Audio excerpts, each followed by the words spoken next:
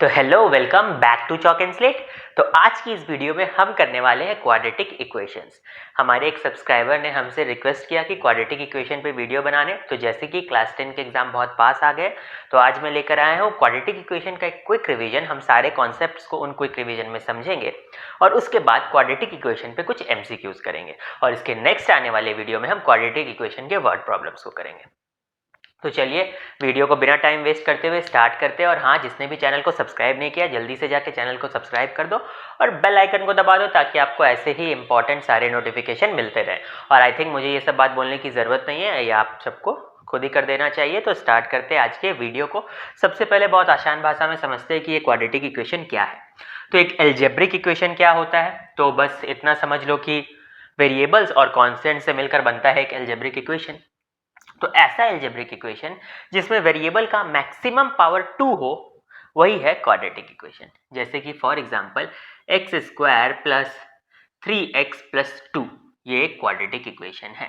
ठीक है, क्योंकि यहाँ पे वेरिएबल क्या है, x मेरा वेरिएबल है ना। ठीक है, और ये 2 मेरा कांस्टेंट है। चलो ये 3 भी यहाँ पे कांस्टेंट है। तो ये जो मेरा x वेरिएबल है, इसका हाईएस्ट पावर क्या है, x के ऊपर में मैक्सिमम 2 है। तो बस यही है क्वाड्रेटिक इक्वेशन।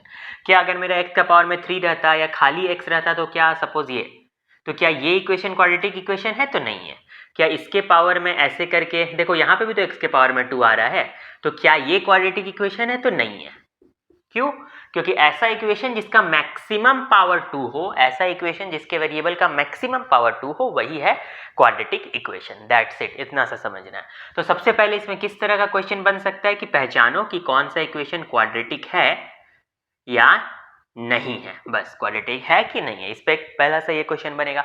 तो ये तो सबसे सिंपल सा है कि हम लोगों को देखना है कि वेरिएबल का मैक्सिमम पावर अगर 2 है तो क्वाड्रेटिक इक्वेशन है। That's it. ठीक है, चलो अब क्वाड्रेटिक इक्वेशन से रिलेटेड एक और बात जानते हैं। तो हमने इतना तो समझ लिया कि ऐसा इक्वेशन जिसके पावर में 2 है वही है क्वाड्रेटिक इक्वेशन। ठीक है, तो अब क्वाड्रेटिक इक्वेशन में या किसी भी इक्वेशन में सॉल्यूशन या रूट्स क्या होते हैं।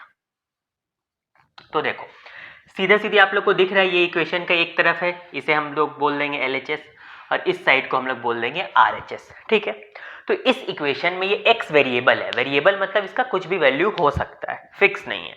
तो ये जो x है, इसका वो पर्टिकुलर वैल्यू जिसमें ये LHS और RHS इक्वल आ जाएगा, वही है सॉल्यूशन ऑफ द इक्वेशन या रूट ऑफ द इक्वेशन। मतलब x का कोई वैल्यू होगा जिसको बैठाने से इस तरफ में LHS इक्वल्स टू RHS हो जाएंगे, तो वही x का पर्टिकुलर वैल्यू को हम लोग सोल्यूशन ऑफ द इक्वेशन बोलेंगे या रूट ऑफ द इक्वेशन बोलेंगे।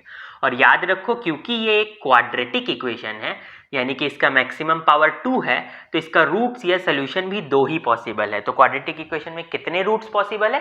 तो 2 रूट पॉसिबल है। या फिर solution of the quadratic equation कितने होते हैं? तो 2 सोल्यूशन होते हैं क्वाड्रेटिक इक्वेशन के। ठीक है, अच्छा, तो अभी तक हमने समझ लिया क्वाड्रेटिक इक्वेशन किसे बोलते हैं, रूट्स या solution of the quadratic equation किसे बोलते हैं।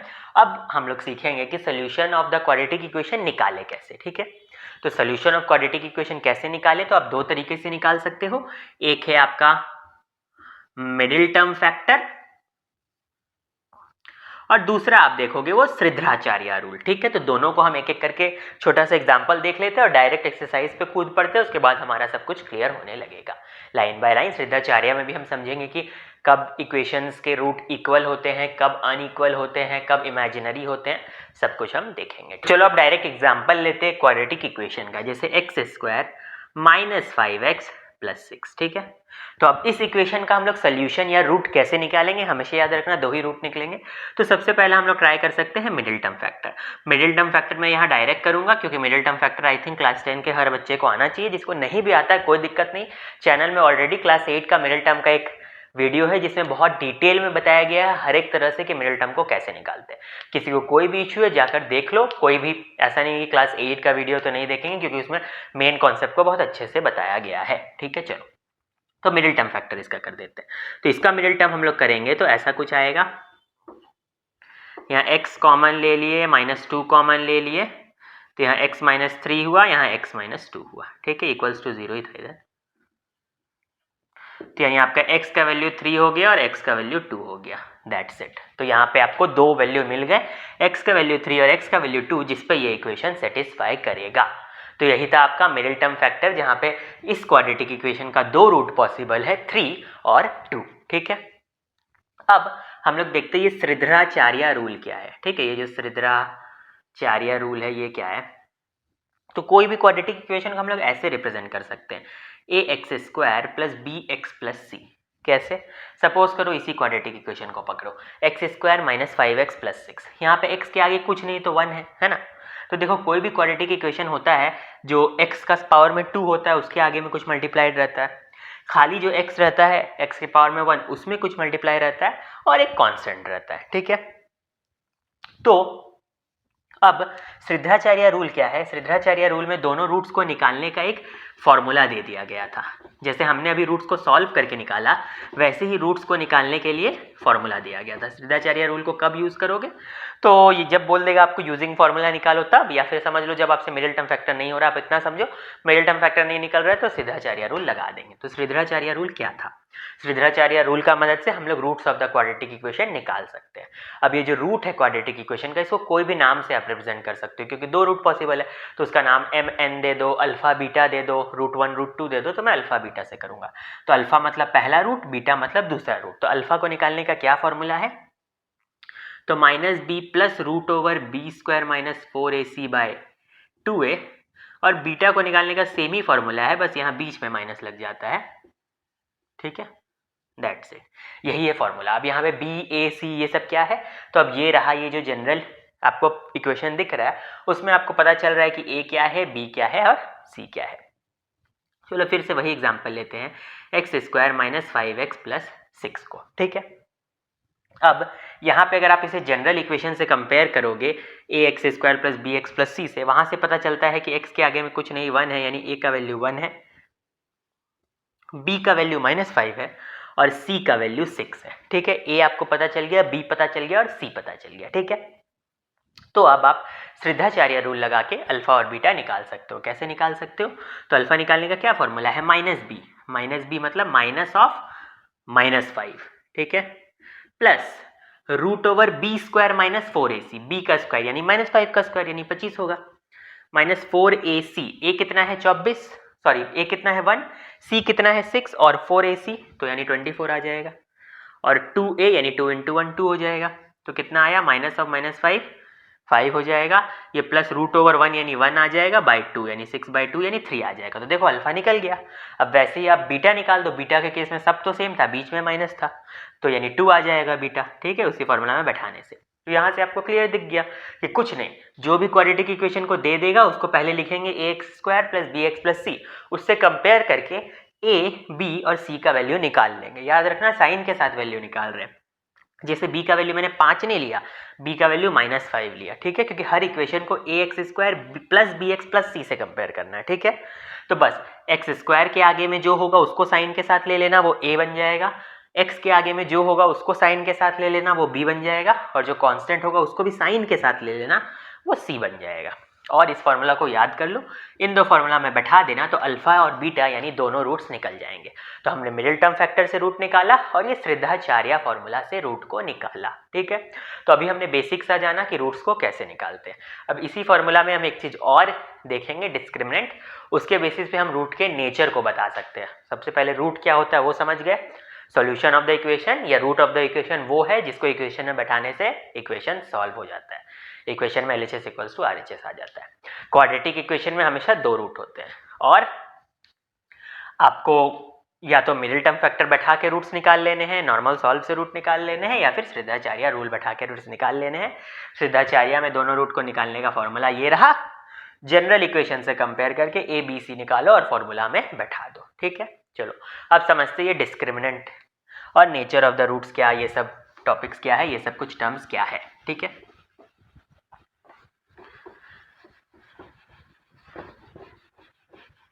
तो जल्दी से इसे इरेज करके अब हम देखते हैं। अल्फा होता है -b plus root over b square minus 4ac by 2a, और बीटा होता है -b minus root over b square minus 4ac by 2a। ठीक है, तो यही है आपके अल्फा और बीटा। ठीक है, तो यहाँ पे जो रूट के अंदर दिख रहा है b स्क्वायर माइनस 4ac, ये वाला चीज़ जो है इसको ही हम लोग डिस्क्रिमिनेंट बोलते हैं, ठीक है। और ये डिस्क्रिमिनेंट क्या होता है, तो ये डिस्क्रिमिनेंट के मदद से हम लोग नेचर ऑफ द रूट्स निकाल सकते हैं, ठीक है। नेचर ऑफ द रूट्स मतलब रूट्स का कुछ वैल्यू होगा ना, 2 3 होगा या कुछ भी हो सकता है, माइनस में हो सकता है, प्लस में हो सकता है। तो ये जो रूट्स का जो वैल्यू है इसका नेचर बता सकते हैं। नेचर मतलब कैसा नेचर हो सकता है, तो रूट का 3 नेचर हो सकता है। पहला तो रूट्स आपके अनइक्वल एंड रियल होंगे, ठीक है। दूसरा होता है कि आपके इक्वल एंड रियल होंगे, और तीसरा होता है इमेजिनरी। इसका मतलब क्या है, तो सबसे पहले यहाँ पे देखो, अब हम लोग वही इक्वेशन को उठाते हैं, x square minus 5x plus 6, ठीक है। अब यहाँ पे सबसे पहले डिस्क्रिमिनेंट ही निकालते हैं। देखो तो डिस्क्रिमिनेंट निकाले, जिसको डी से भी डिनोट किया जाता है, कैपिटल डी से डिनोट कर देता है बहुत जन, ठीक है। तो B square minus 4ac, B तो पता ही है आपको, पहले लिख भी लो, a1 है, b माइनस 5 है और c 6 है, ठीक है। तो बी स्क्वायर यानी 25, क्योंकि माइनस 5 का स्क्वायर 25 होता है। बी स्क्वायर माइनस 4ac, तो माइनस 4ac, तो आ जाएगा रूट ओवर 25 माइनस 24 यानी 1 आ जाएगा, ठीक है। तो 1 क्या है, 1, अब ये 1 है डी का वैल्यू, ठीक है। अब डी का वैल्यू ही नेचर ऑफ द रूट्स बताता है। कैसे बताता है, तो अगर डी का वैल्यू ग्रेटर देन 0 है तो रूट्स कैसे होते हैं। अब ये वाला चीज को मैं थोड़ा इरेज कर देता हूं। अगर d का वैल्यू आपका ग्रेटर देन 0 होता है तो रूट्स आपके अनइक्वल एंड रियल होते हैं, ठीक है। मतलब दो रूट होगा, दोनों एक दूसरे से अनइक्वल होगा और रियल होगा, ठीक है। तो d का वैल्यू ग्रेटर देन 0 आया तो रूट्स अनइक्वल और रियल होंगे, जैसे पिछले केस में हो भी रहा था। पिछले केस का एग्जांपल लिया तो d का वैल्यू ग्रेटर देन 0 आया और इसी वजह से रूट्स अनइक्वल और रियल हुए, इसलिए रूट का वैल्यू 2 और 3 आया होगा। याद करो, रूट का वैल्यू 2 और 3 आया था, जिसमें 2 और 3 आपस में एक दूसरे से इक्वल नहीं है, ठीक है। और रियल है मतलब कि ऐसे रूट्स एग्जिस्ट करते, इमेजिनरी रूट्स नहीं है, ठीक है। अगर d इक्वल टू 0 आ जाता, इस केस में रूट्स रियल तो होते बट एक दूसरे के इक्वल होते। एक दूसरे के इक्वल होते मतलब मेरा अल्फा का भी वैल्यू 2 हो सकता था और बीटा का भी 2 ही हो जाता, या 3 3 हो जाता, 4 4 या -2 -2, मतलब कोई भी इक्वल वैल्यू होता। और एक जो d लेस देन 0 है उस केस में रूट्स इमेजिनरी होते हैं। क्यों, क्योंकि रूट के अंदर माइनस आ जाता है, ठीक है। तो रूट्स निकालने के लिए आपको फॉर्मूला यही यूज करना है, -b plus root over b square minus 4ac/2a, और दूसरा रूट को निकालने के लिए भी यही फॉर्मूला यूज करना है, बस बीच में माइनस के साइन के साथ, जैसा आपको दिख रहा है यही फॉर्मूला यूज करना है। बट बिना रूट के वैल्यू निकाले ही आप पहले ही रूट का नेचर बता सकते हो, अगर आप डिस्क्रिमिनेंट निकाल लो, यानी ये बी स्क्वायर माइनस 4ac को निकाल लो, ठीक है। और रूट ये दोनों तो समझ गए, और ये इमेजिनरी क्या कहना चाह रहा हूं मैं, तो देखो पूरे फॉर्मूला में रूट के अंदर डिस्क्रिमिनेंट है, मतलब रूट के अंदर बी स्क्वायर माइनस 4ac है। तो अगर बी स्क्वायर माइनस 4ac का वैल्यू लेस देन 0 आ रहा है यानी नेगेटिव आ रहा है, तो रूट के अंदर सपोज -5 आ गया, तो ये वाला सिनेरियो इमेजिनरी बन जाता है। ऐसा इमेजिनरी नंबर्स में होता है। तो इसीलिए इतना समझ लो कि जब भी d का वैल्यू लेस देन 0 आएगा तो रूट्स आपके इमेजिनरी है, ठीक है। तो चलो अब हम लोग एक्सरसाइज को स्टार्ट करते हैं। कुछ मैंने एमसीक्यू क्वेश्चंस प्रिपेयर किए, उसी को सॉल्व करते हैं, तो ये चैप्टर चुटकियों में हमें समझ में आ जाएगा और एग्जाम का एक बहुत अच्छा खासा रिवीजन हो जाएगा। तो चलो स्टार्ट करते हैं। तो सबसे पहले देखो कैसा पैटर्न का क्वेश्चन है, तो बोल रहा है which of them is not a quadratic equation, इनमें से कौन सा क्वाड्रेटिक इक्वेशन नहीं है। क्वाड्रेटिक इक्वेशन का पहचान था कि पावर में 2 होगा, तो जल्दी से चेक कर लेते हैं। जो जैसे नंबर 1 है, इसमें देखो a प्लस बी का होल स्क्वायर है, तो x square plus 4 plus 4x, और इधर आ रहा है 2x प्लस 3। इससे मुझे क्लियर पता चल रहा है यहाँ पावर में तो 2 आएगा, भले ये दोनों में सब्ट्रैक्शन में फ्रैक्शन हो, बस पावर ऑफ 2 कहीं नहीं जाएगा, यानी कि ये मेरा क्वाड्रेटिक इक्वेशन है। सेकंड को देख लो, तो सेकंड को करने का भी जरूरत नहीं है सॉल्व। यहाँ देखो पावर में 2 है, यहाँ 3x है, अगर इसको मल्टीप्लाई भी करेंगे तो पावर 2 का कुछ नहीं आएगा, यानी कि पावर 2 को कुछ खतरा नहीं है, पावर 2 रहेगा, यानी ये भी क्वाड्रेटिक इक्वेशन है। थर्ड और फोर्थ बचता है, तो कोई लोग सोचेंगे कि फोर्थ वाले में क्यूब वाला पावर है, क्यूब वाला पावर है तो क्या फोर्थ वाला क्वाड्रेटिक इक्वेशन नहीं है, तो नहीं, इसमें देखो यहाँ पे भी क्यूब है, तो क्यूब क्यूब कट सकता है। जैसे हम लोग फोर्थ वाला को एक बार देखते हैं, यहाँ पे एक्स क्यूब है, यहाँ एक्स स्क्वायर है, यहाँ 2x है, प्लस 1 इक्वल टू 0, ये a प्लस बी का होल क्यूब, तो a cube plus b cube plus 3a square b plus 3ab square, ठीक है। तो यहाँ देखो x cube plus x square plus 2x plus 1 बचा, इधर x cube plus 1 plus 3x square plus 3x बचा, तो यहाँ एक्स क्यूब दोनों तरफ कट गया, तो देखो यहाँ पावर 2 वाला ही बचा। अगर ये वाला को इधर लिया हूँ तो -2x square minus x is equals to 0, ठीक है। माइनस माइनस को कॉमन लेके हटा सकते हो, वो सब हटाओ, लेकिन पावर 2 बच रहा है, यानी ये भी क्वाड्रेटिक इक्वेशन है, तो तीसरा नंबर क्वाड्रेटिक इक्वेशन नहीं है। तो आपको ऐसे ही पावर जिसका 2 बचेगा, ऐसा नहीं कि खाली आप देख लो कि हाँ ये 3 है तो नहीं, थोड़ा सॉल्व वॉल्व करके देख लेना कि ये क्वाड्रेटिक इक्वेशन है कि नहीं है। क्वेश्चन नंबर 2 में पूछ रहा है कि कौन सा वाला इक्वेशन क्वाड्रेटिक नहीं है। तो यहाँ पे पावर 2 है तो ये क्वाड्रेटिक है, यहाँ भी पावर 2 है, यहाँ भी पावर 2 है, तो तीनों ही क्वाड्रेटिक है, चौथा नंबर क्वाड्रेटिक नहीं है। दैट्स इट, बहुत सिंपल। तो इस तरह के क्वेश्चन एमसीक्यू में आ सकते हैं कि क्वाड्रेटिक कौन सा है कौन सा नहीं है, ठीक है। अब आगे बढ़ते हैं, हम लोग करेंगे क्वेश्चन नंबर 3। यहाँ पे बोला है कि roots of the quadratic equation निकालो। तो जैसा कि आपको यहाँ पे दिख रहा है कि इसका रूट कैसे निकाले, तो सिंपल सा है। एक तरीका और भी है कि आप सारे ऑप्शंस को उठा के इक्वेशन बैठाओ, उतना करने का क्या जरूरत है, आप इसका मिडिल टर्म फैक्टर ही निकाल दो।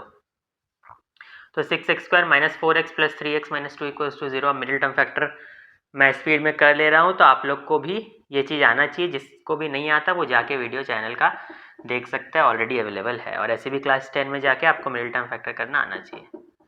तो x हो जाएगा आपका 2/3 और यहाँ x हो जाएगा -1/2। तो कौन सा ऑप्शन है 2/3 और -1/2? तो सी नंबर, ठीक है। मिडिल टर्म फैक्टर इसका निकाल दिया, रूट्स ऑफ द इक्वेशन आ गया, ठीक है। अब बढ़ते हैं हमारे नेक्स्ट क्वेश्चन की तरफ। अब देखते हैं क्वेश्चन नंबर 4, जहाँ हल्का उल्टा भी दे सकता है कि आपको ऑलरेडी रूट्स दे देगा और बोल देगा कि किस इक्वेशन का ये रूट है। उसके लिए आप यही करो कि आप इस वैल्यू को रूट्स में रूट्स के वैल्यू को इक्वेशन में पुट करो और चेक कर लो LHS = RHS आ रहा है कि नहीं। तो कोई भी एक ही को पुट कर दो, दोनों को भी पुट करके देखने का जरूरत नहीं है। सपोज हाँ दोनों को भी कर देना, बिकॉज हो सकता है कि पहला वाला सेटिस्फाई कर जाए दूसरा ना करे, तो इससे अगर आपको ट्रिक करना चाहे एग्जामिनर तो यहाँ पे हम लोग जैसे मान लो 1 को पुट कर रहे हैं यहाँ पे, तो कितना हो जाएगा 2 + 1 - 1 = 0। तो नहीं, ये नहीं हुआ। -1/2 को अगर पहला वाला ही सेटिस्फाई नहीं किया तो इसको कट कर दो। अब दूसरा में चेक करो, यहाँ पे भी 1 पुट करते तो सब प्लस में तो सेटिस्फाई नहीं करेगा, देख के समझ में आ गया। तीसरा वाला को देखते हैं, तो 2 × 1 का स्क्वायर -1 - 1 = 0। हाँ देखो 2 - 2 तो ये कट के 0 ही आएगा, 0 = 0। क्योंकि यहाँ पे थर्ड वाला जो ऑप्शन है उसमें पहले रूट को सेटिस्फाई किया, तो अब दूसरा को भी चेक कर लो। जिसमें पहला ही फेल कर गया दूसरा को चेक करने का कोई मतलब नहीं है। पर यहाँ पे क्योंकि पहला भी सेटिस्फाई किया है तो दूसरा को भी अब चेक करते हैं। यहाँ पे देख लो -2 का स्क्वायर हो जाएगा, -1/2 का स्क्वायर, तो 2 × 1/4 आएगा। माइनस माइनस प्लस हो गया, यहाँ पे भी +1/2 आया, यहाँ -1 = 0, यहाँ 2 कट के 2, तो 1/2 + 1/2 -1 = 0, 1/2 1 हो गया, तो 1 - 1 = 0। हाँ सीधा सीधी इसमें दोनों सेटिस्फाई कर रहा है, तो थर्ड वाला ऑप्शन ही आंसर होगा, ठीक है। सॉल्विंग आई थिंक सबको करने आता है, तो कुछ नहीं है। जब भी इस तरह को उल्टा पूछ ले तो ये वैल्यूज को ही इक्वेशन में बैठाना, एक वैल्यू को बैठाना। अगर कोई भी इक्वेशन में सेटिस्फाई नहीं कर रहा है, एक वैल्यू भी तो छोड़ते जाओ। जहां पे भी किसी इक्वेशन में पहला वैल्यू सेटिस्फाई कर गया दूसरा भी वहीं चेक करना, अगर दोनों सेटिस्फाई कर गया तो हाँ यही वाला इक्वेशन का ये दोनों रूट्स है, ठीक है। अब देखो, अब देखते हैं क्वेश्चन नंबर 5। यहाँ पे भी वैसा ही बोल दिया कि ऐसा इक्वेशन जिसका एक रूट दे दिया, इसमें से कौन सा इक्वेशन वो इक्वेशन है जिसका रूट वहां गिवन है, ठीक है। एक रूट दिया है 3 + √2, तो सीधा सा बात है, इस तरह का ऑप्शन को पुट करके ही चेक करना है। तो चलो पहले वाले में पुट करते हैं। सपोज 3 + √2 का स्क्वायर -7 × 3 + √2 + 5, यहाँ कितना हो जाएगा a + b का होल स्क्वायर, 9 + 2 प्लस कितना हो जाएगा आपका 6 √2, ठीक है। और यहाँ -21 - 7 √2 + 5। यहाँ क्लियर पता चल रहा है कि आपका सेटिस्फाई करना नहीं, = 0 आना नहीं है, ठीक है। यहाँ पे = 0 ही है, तो = 0 आना नहीं है, क्योंकि यहाँ पे -√2 तो बच ही जा रहा है, हटाओ इसे। ऐसे रैंडमली पिक करो, जैसे मैंने थर्ड इक्वेशन को पिक किया और यहाँ पे पुट करने का कोशिश करता हूँ। तो यहाँ पे 3 + √2 का होल स्क्वायर हो गया, -6 × 3 + √2 हो गया, और यहाँ 7 हो गया। तो यहाँ पे कितना हो जाएगा 9 प्लस कितना हो जाएगा 2 + 6 √2 ही आएगा। यहाँ पे -18 आ गया, -6 √2 + 7। देखो यहाँ पे हमें 6 √2 कट जा रहा है। 9 to 11 सॉरी, 11 + 7 18, 18 - 18 कट गया। चलो 0 0 आ गया, नहीं थर्ड वाला आंसर होगा, ठीक है। तो इसमें आपको वैल्यू पुट करके ही चेक करना है। यहाँ पे क्वेश्चन में क्या बोल रहा है कि ये जो क्वाड्रेटिक इक्वेशन है इसका रूट्स ऑलरेडी इक्वल है। अब k का वैल्यू निकालो। याद करो हमने सीखा था कि डिस्क्रिमिनेंट का वैल्यू > 0 से अनइक्वल होता है और 2 गो रियल रूट्स पॉसिबल है, ठीक है। और अगर = 0 होता है तब इक्वल और रियल रूट्स होता है, और <0 है तो इमेजिनरी होता है, ठीक है। तो बस वही चीज़ को यहाँ करना है। डिस्क्रिमिनेंट को निकालने का फॉर्मूला क्या था, b² - 4ac, ठीक है। तो अब कोई भी जनरल इक्वेशन आपको, कोई भी क्वाड्रेटिक इक्वेशन आपको दिखे उसको आपको पहले नीचे में जनरल इक्वेशन लिख देना है, ठीक है, और जनरल इक्वेशन में कंपेयर करके निकाल लेना है। ए का वैल्यू 2, बी का वैल्यू +k, सी का वैल्यू +3, हमेशा साइन के साथ लेना, ठीक है। तो आपने ए, बी और सी का वैल्यू निकाल दिया। क्वेश्चन में पहले ही बोल दिया कि रूट्स इक्वल है, यानी d इक्वल टू 0 है, तो बैठाओ d इक्वल टू 0 यानी डिस्क्रिमिनेंट इक्वल टू 0। डिस्क्रिमिनेंट का फॉर्मूला है b स्क्वायर माइनस 4ac, तो b square minus 4ac equals to 0।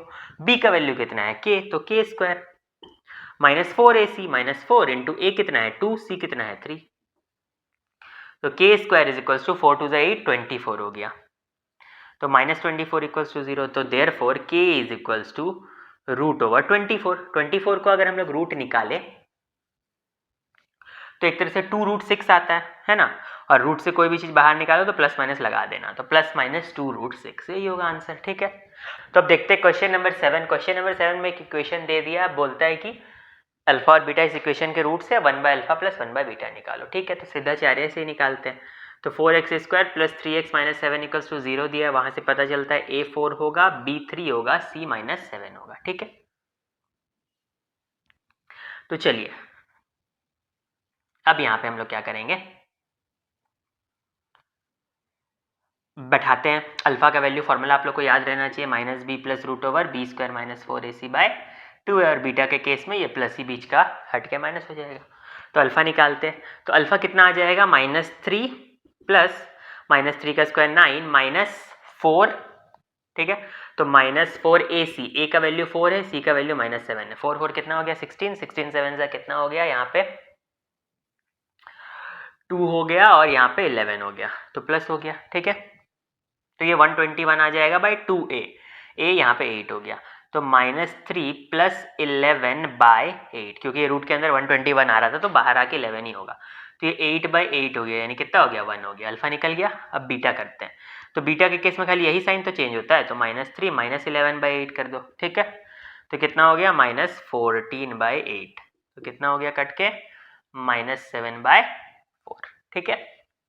तो 1/α तो 1 ही होगा, और ये हो जाएगा -4/7, 1/β उल्टा हो जाएगा। अब इन दोनों को सॉल्व कर दो, तो 7 - 4 यानी 3/7, ठीक है। तो ऑप्शन नंबर 3 होगा आंसर, ठीक है। बहुत अच्छा सा क्वेश्चन था। तो अब है हमारा नेक्स्ट क्वेश्चन। तो इस क्वेश्चन में हमें क्या बताना है कि क्वाड्रेटिक इक्वेशन दे दिया, पूछ रहे हैं कि रूट्स रियल है, डिस्टिंक्ट है, इक्वल है, नॉन रियल रूट्स है, या फिर मोर देन 2 रियल रूट्स है। मोर देन 2 रियल रूट्स वाला ऑप्शन तो ऐसे ही कट जाएगा, क्योंकि मोर देन 2 रूट्स हो ही नहीं सकता क्वाड्रेटिक इक्वेशन में। तो चलो b² - 4ac निकाल लो, क्योंकि b² - 4ac ही डिस्क्रिमिनेंट होता है, डिस्क्रिमिनेंट ही बताता है कि कैसा रूट्स है। तो b कितना है -√5, तो -√5 का स्क्वायर -4ac, ये 5 हो गया, -8 हो गया, तो कितना आया -3, लेस देन 0 है, तो यानी क्या होगा नॉन रियल रूट्स, यानी इमेजिनरी रूट्स। दैट्स इट, बहुत सिंपल सा क्वेश्चन था। तो अब हम लोग को यहाँ पे चेक करना है कि इस इक्वेशन में किस इक्वेशन का डिस्टिंक्ट और रियल रूट्स है। तो आपको इतने सारे इक्वेशंस दिए हुए हैं, अब इसमें से आप कैसे फाइंड करोगे, तो रैंडमली कोई भी इक्वेशन को आप पिक कर लो और उस पर b² - 4ac निकाल दो।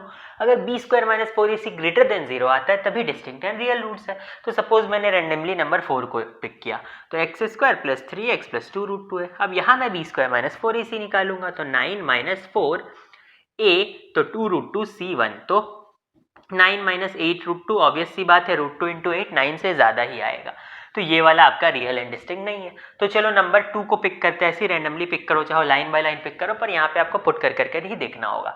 सेकंड वाला b² - 4ac पुट करते हैं, तो मैंने ये इक्वेशन को उठाया, ठीक है।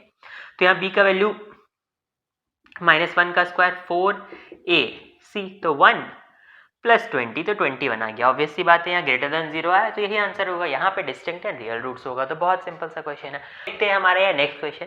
यहाँ पे इस इक्वेशन का हमें डिस्क्रिमिनेंट निकालना है, यानी डी निकालना है, यानी b² - 4ac निकालना है। बट देखो इक्वेशन ऐसा कुछ दिया है, तो पहले इक्वेशन को क्वाड्रेटिक इक्वेशन जैसा कंप्लीट बनाओ, यानी ax² + bx + c वाले फॉर्म में लाओ। तो x² + 25 प्लस यहाँ 10x आ जाएगा, यहाँ पे भी 10x - 3 आ जाएगा, 10x दोनों तरफ कट गया, तो x² यहाँ पे ये इधर आ गया, तो 28 = 0, ऐसा कुछ आ गया, ठीक है। अब इसे जनरल इक्वेशन से अगर हम लोग कंपेयर करें तो पता चलता है कि a का वैल्यू 1 है, b का वैल्यू कुछ नहीं है और c का वैल्यू 28 है।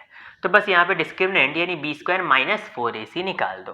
तो बी स्क्वायर तो 0 है, माइनस 4ac यानी माइनस 4 इंटू ए इंटू सी। तो 2 यहाँ पे 8 8 4 ज़ा 32, यहाँ पे 3 8 11 112 आएगा। तो माइनस 112 यहाँ पे आंसर होना चाहिए। अच्छा, यहाँ पे मैंने एक गलती कर दी, यहाँ पे माइनस 6 होता, ठीक है। तो माइनस 6 इधर आके प्लस हो जाएगा, तो यहाँ 31 होगा। तो सी का वैल्यू यहाँ 31 था, तो यहाँ पे क्या हो जाएगा 4 इंटू 1 इंटू 31, तो कितना हो जाएगा माइनस 124। तो देखो यहाँ माइनस 124 ऑप्शन में है। तो दैट्स इट, बहुत सिंपल सा था। हमने किए क्वाड्रेटिक इक्वेशन के कुछ बेसिक्स। मैंने हम लोगों ने पहले क्वाड्रेटिक इक्वेशन का ओवरऑल रिवीजन किया, उसके बाद क्वाड्रेटिक इक्वेशन के कुछ बेसिक सम्स को किए, एमसीक्यू को सॉल्व किए। आगे अगर हम बुक के सॉल्यूशंस को भी सॉल्व करेंगे तो और ज़्यादा हम इसे अच्छे से समझ पाएंगे। तो जिसे भी क्वाड्रेटिक इक्वेशन का क्लास 10 का बुक का सॉल्यूशन चाहिए वो कमेंट सेक्शन में कमेंट करें। साथ ही साथ जो नेक्स्ट एक्सरसाइज है वर्ड प्रॉब्लम्स, उस पर भी अगर आपको सॉल्यूशन चाहिए तो आप कमेंट सेक्शन में कमेंट करें। तो बाकी दैट्स इट, यही कहना चाहूँगा कि थैंक यू। जाकर चैनल को सब्सक्राइब करो, हमारे टेलीग्राम ग्रुप को ज्वाइन करो, ज़्यादा से ज़्यादा लोगों के साथ शेयर करो। Thank you, have a nice day.